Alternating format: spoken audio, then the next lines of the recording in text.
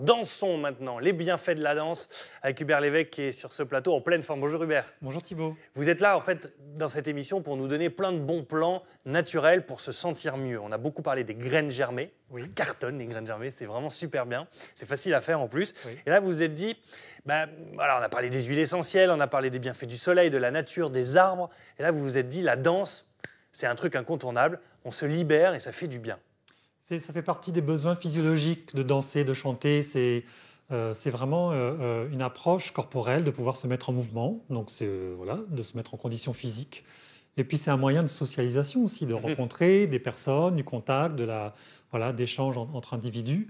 Donc voilà, pour tous ces aspects-là, ça a vraiment son intérêt à être présent presque dans notre quotidien.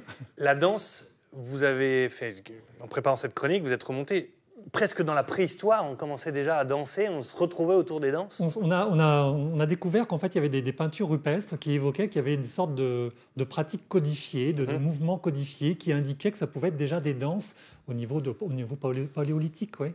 Donc, et puis aujourd'hui, dans certaines tribus, la danse a toujours été des moyens de socialisation, d'entraide, de cohésion. Ouais, il n'y a pas un pays où il n'y a pas une société où on ne danse pas. De reliance avec une forme de spiritualité. Voilà, c'est très codifié et ça peut avoir des aspects pour des rituels, des cérémonies, du divertissement, de se défouler physiquement. Voilà, c'est présent vraiment dans plein d'aspects de la vie. Que vous dansiez chez vous, dans votre salle de bain, en boîte de nuit à l'aventure, dans la rue, dans votre bureau, dans votre salon ou dans votre voiture, toutes les danses, regardez, 1 minute 30 pour se mettre en forme. Regardez.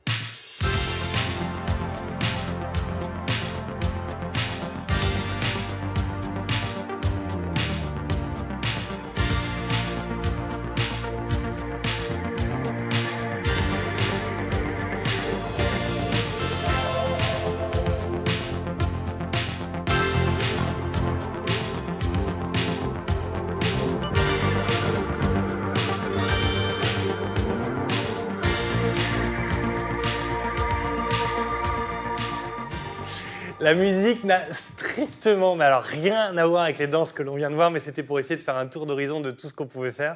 Avec du Madison, on a vu des danses tribales, des danses irlandaises avec les pieds qui volent et tout ça. De valse. Est-ce que ça rappelle, il y a un truc qui rappelle à l'enfance, la danse? On voit nos parents danser. Oui, regardez un enfant, même sans qu'on lui ait montré de danser, vous lui mettez un peu de musique, il commence à se dandiner. Donc ça fait partie, c'est ancré en nous, ça, de pouvoir se mouvoir et de bouger son corps sur des rythmes de danse. Ça fait du bien à l'esprit, on va en reparler dans un instant. Ça fait aussi du bien physiquement. Physiquement, sur plein d'aspects, sur le plan musculaire, articulaire, cardiovasculaire, respiratoire, psychologique également. Ça a vraiment un intérêt sur de nombreux plans. C'est des bienfaits musculaires, articulaires, cardiaques, pulmonaires, circulatoires et donc psychologiques. En quoi ça fait du bien au moral et à l'âme de danser? Ça permet de se libérer? Oui, tout à fait. Sortir un peu de cette coquille sociétale dans laquelle on est enfermé? Tout à fait, dans ce moyen de socialisation avec la danse. Et puis ça agit, ça peut vraiment stimuler la confiance en soi, l'estime de soi. On apprend des pas de danse, on a le plaisir de danser, de partager un moment. Et ça peut agir vraiment aussi au niveau ce qu'on appelle des neuromédiateurs sur deux hormones qu'on appelle sérotonine et dopamine, qui sont les hormones du bien-être et de la motivation. Et ça va vraiment stimuler et équilibrer ces hormones au niveau du cerveau.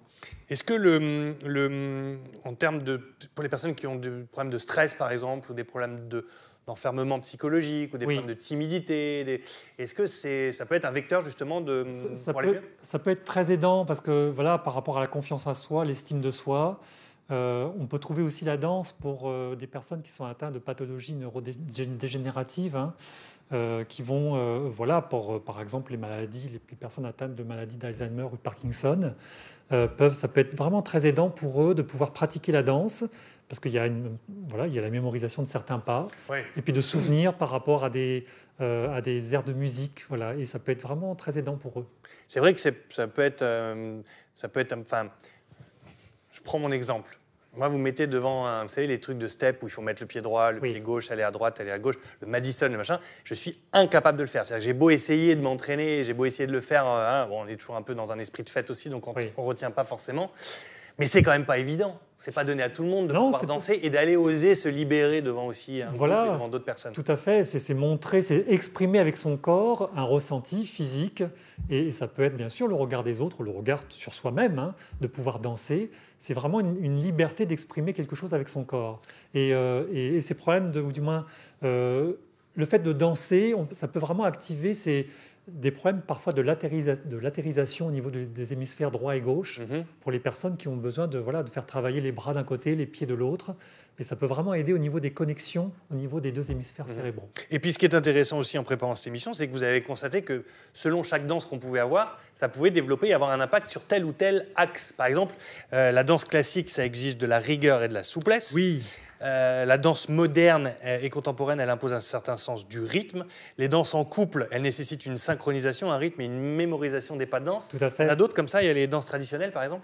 Oui, où là c'est vraiment une cohésion de groupe et puis ça permet de s'ancrer. Souvent ce sont des danses qui vont permettre de s'ancrer dans le sol et de pouvoir retrouver un regain d'énergie et vraiment d'une cohésion. C'est comme si on ne forme qu'un seul groupe avec toutes les personnes du groupe. Les danses culturelles, ethniques, je pense au flamenco, au tango, voilà, ce sont vraiment des danses qui, dans le temps, parlent d'une culture, vraiment. Donc, les danses sportives aussi, comme le hip-hop, comme des danses comme ça plus urbaines. De compétition, de gymnastique rythmique, de natation synchronisée. Voilà, là on associe la danse avec une pratique d'un sport. Très bien. Et puis donc la danse-thérapie, on va terminer avec ça. Pour ceux qui veulent s'inscrire, c'est facile, on peut franchir le pas comme ça, d'aller le pas de danse. C'est une thérapie qui permet en fait, pour des personnes qui ont des difficultés à verbaliser avec des mots, là ça leur permet de verbaliser des ressentis, des émotions avec le corps. Et pour des personnes atteintes de pathologies sur des troubles d'anxiété, de dépression, là aussi de maladies neurodégénératives, ça peut être vraiment intéressant d'exprimer avec le corps ce qu'ils n'arrivent pas à exprimer avec des mots. Ça peut être un médicament. Tout à fait. C'est la danse, vraiment la danse-thérapie. La danse-thérapie. Merci beaucoup, Hubert. Vous dansiez quand vous étiez petit, c'est ça? Il y a une histoire. Oui. J'ai une sœur qui est 6 ans plus vieille que moi et qui m'emmenait danser quand elle sortait à 18 ans. Elle m'emmenait en discothèque. Moi, j'en avais 12. Vous étiez le faire-valoir. Voilà, tout à fait. J'étais le passe-droit et donc je me retrouvais sur les pistes de danse quand j'étais très jeune. Donc ça m'a vraiment aidé et c'est vraiment présent en moi. Et c'est pour ça que vous avez sûrement tout le temps le sourire. Merci beaucoup, Hubert. Merci. D'être présent ici dans cette émission.